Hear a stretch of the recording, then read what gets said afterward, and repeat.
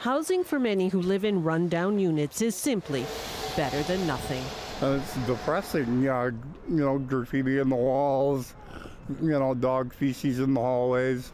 That said, in coming years, Vancouver is on track to lose up to 860 modular housing units as their leases expire or new development moves in. The city already has 144 units in storage. And even with these 39 units here, what's going to happen to them? Where are they going to go? And people could be housed in them.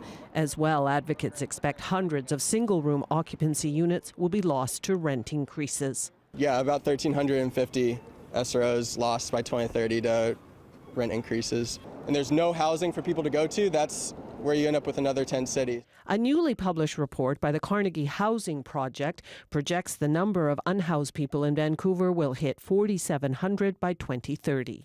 The message is simple. Governments need to take steps to prevent the loss of housing. Housing that's affordable if you live on social assistance or on a pension. The report makes 42 recommendations. Among 7 priority recommendations to stop the loss of affordable housing, the report suggests governments readjust their definition of social housing. But according to the definitions being used by provincial and federal governments, social housing might only be affordable to someone making $85,000 a year. For someone who's living in poverty, $85,000 a year is so far out of reach that it's unbelievable.